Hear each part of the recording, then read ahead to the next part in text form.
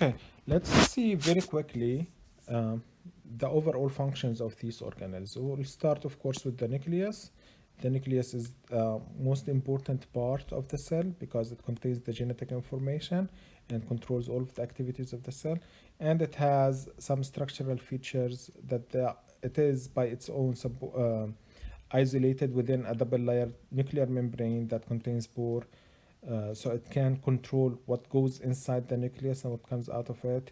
Within the nucleus, there are the chromosomes, and there is another substructure within the nucleus. It's called the nucleolus. These are diagrams to explain or to illustrate the nucleus. This is the nucleolus. This is the nucleolus. These are the pores, and this is like double membrane.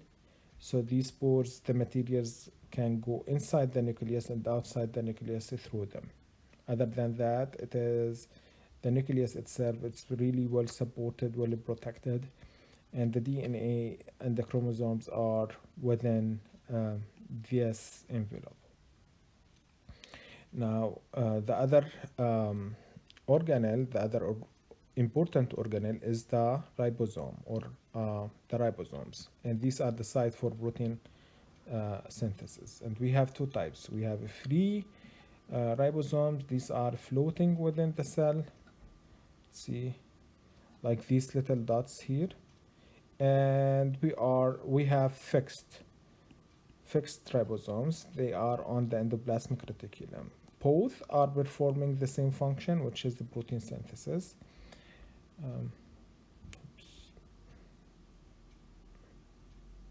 Okay, so we have free and bound attached to the outer surface of the endoplasmic reticulum, and both are performing the same function, which is protein synthesis. So they synthesize the proteins that will be transported to other organelles or exported from the cells. And think of like hormones, enzymes, and so on.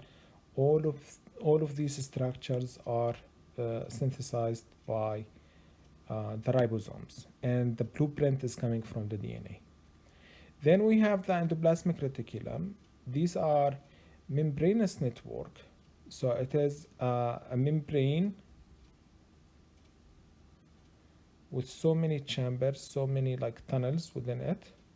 And here we have two types. We have rough ER and smooth ER. The rough ER is the one that the ribosomes are located on it. So it will appear like bumpy. So this is the rough. This is like all of this would be the rough. Whereas the smooth is this one. There is no ribosomes on it. Okay? So the rough has the ribosomes, the smooth no ribosomes, and they are performing slightly different functions. For the rough ER, it's manufacturing of proteins, especially the one going to be secreted outside the cell, since it has the ribosomes. So it helps in manufacturing proteins. The rough ER, it helps in lipid synthesis. Lipid synthesis, including synthesis of some hormones. Not all of the hormones are proteins. Some of them are lipid-based hormones like steroids, for example, coming from the cholesterol, if you remember from chapter 2. And also it will help in packaging proteins and lipids for delivery to the Golgi apparatus. And proteins would be made here and sent to the rough ER. So the rough ER would help in packaging them, as you can see here. And this is from the rough. This is into the smooth, and here into the Golgi apparatus. The Golgi apparatus, it performs different functions or several functions. It refines the synthesized product, like preparing them. It's package and shipping. It is also a packaging and shipping center, and it puts them on vesicles. And these vesicles are going to take these proteins to their destination, whether it's to be secreted outside the cell or going to other parts of the cell. So think of Golgi apparatus as the final step for these proteins.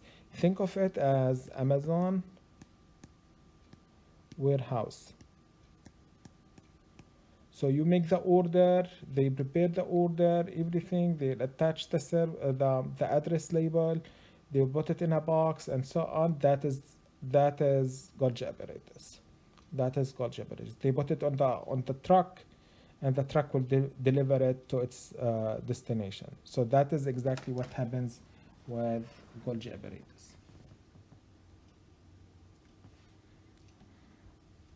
For the trucks, now we have different types.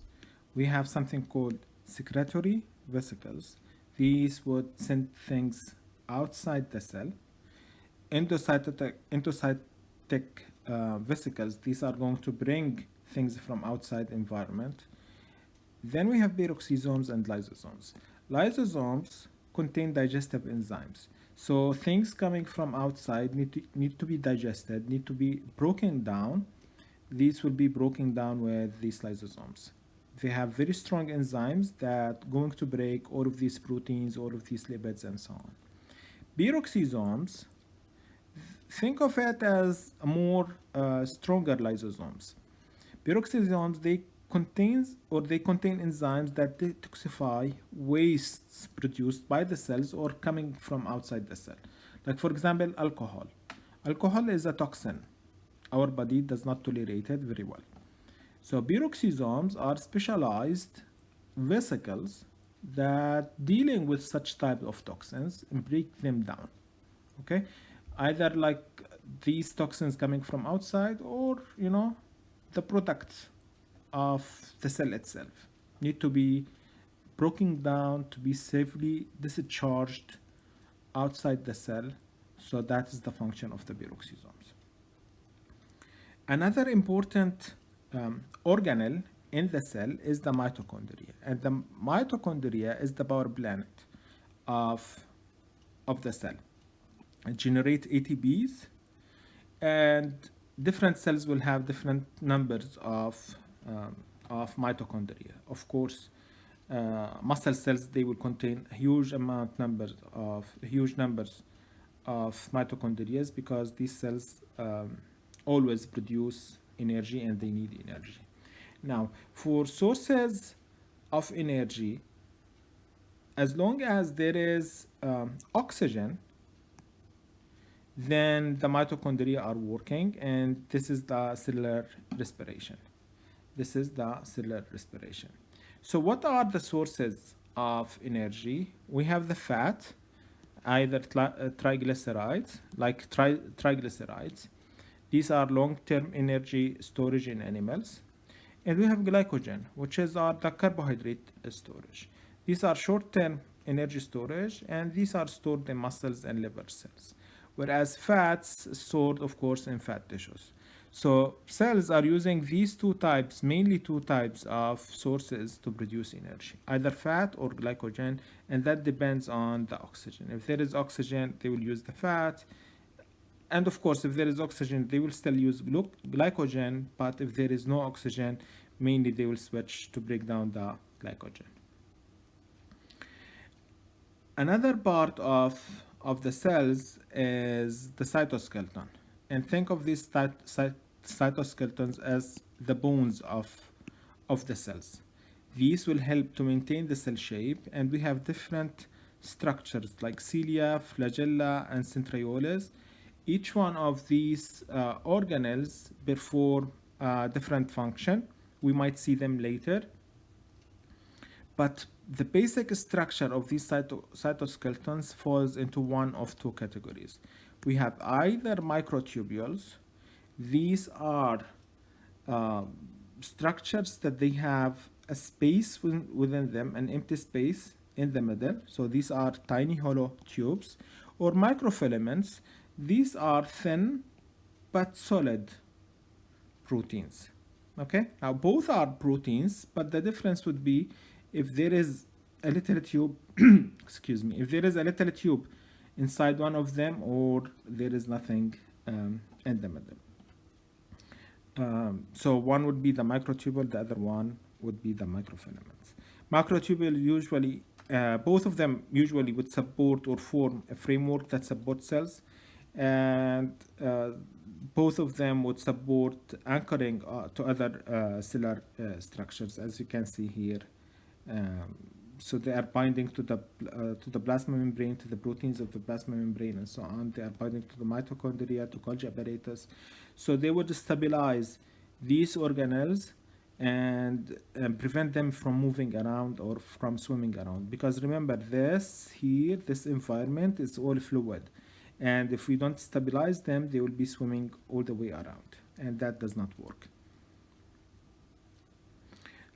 Cilia, these are usually short and a lot of them, as you can see, and they will help on cells lining airways. So they will usually be able to move, and with their movement they will create like a wave.